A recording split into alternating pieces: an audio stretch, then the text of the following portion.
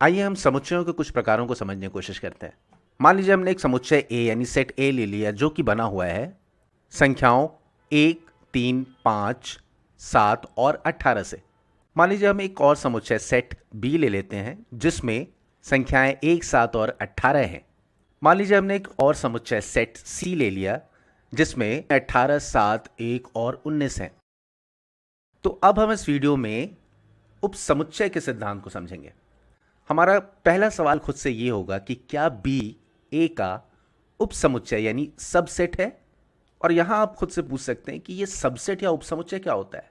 दरअसल सबसेट या उप समुच्चय का मतलब होता है कि अगर आपके समुच्चय या सेट का हर अवयव या सदस्य किसी और सेट या समुच्चय का भी सदस्य है तो हम इसे कुछ इस तरह से लिख सकते हैं कि बी सबसेट यानी उप समुच्चय है और यह चिन्ह सबसेट को प्रदर्शित करता है।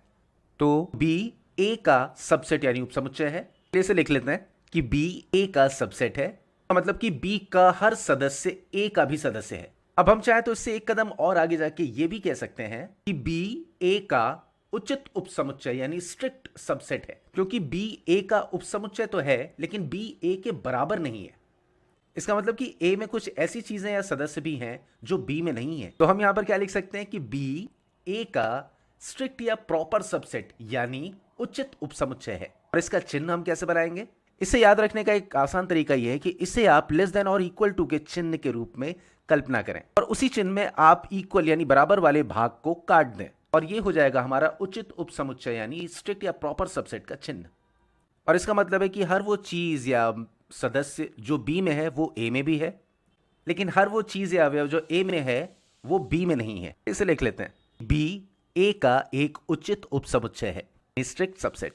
उदाहरण के लिए हम ये लिख सकते हैं कि ए का एक उपसमुच्चय है, यानी ए इज अ सबसेट ऑफ ए। वास्तव में हर समुच्चय अपने आप का उपसमुच्चय होता है क्योंकि यहां पर इसका हर सदस्य इस ए का सदस्य होगा। हम यहां पर यह नहीं लिख सकते कि ए का उचित उपसमुच्चय या स्ट्रिक्ट सबसेट है। तो ये जो हमने लिखा ये गलत होगा। आइए थोड़ा सा और अभ्यास करते हैं। क्या हम लिख सकते हैं कि बी सी का उपसमुच्चय है? क्या हम ऐसा लिख सकते हैं?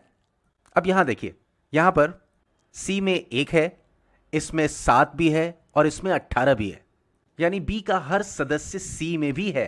यानी ये जो लिखा हुआ है बी सबसेट ऑफ सी, ये सही है। अब क्या हम लिख सकते हैं कि सी ए का एक उपसमुच्चय है, यानी सी इज अ सबसेट ऑफ ए? इसके लिए सी के हर अवयव को ए में होना पड़ेगा।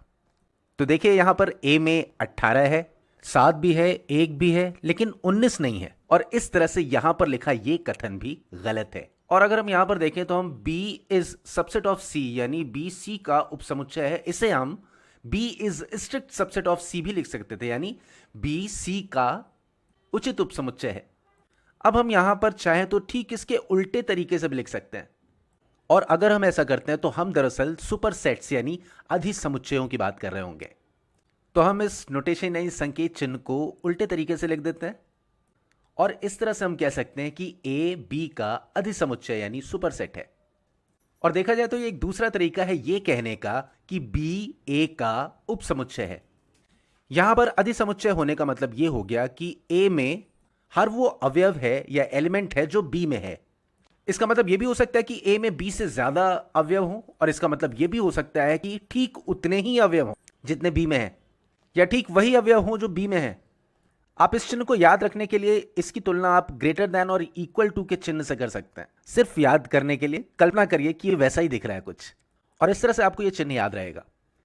लेकिन हम पहले से जानते हैं कि हम ये भी लिख सकते हैं कि ए बी का स्ट्रिक्ट सुपरसेट यानी उचित अधिसमुच्चय है। इसका मतलब ए में वो सारे अवयव हैं जो बी में है और उसके अलावा कुछ और भी है। ए बी के बराबर नहीं है।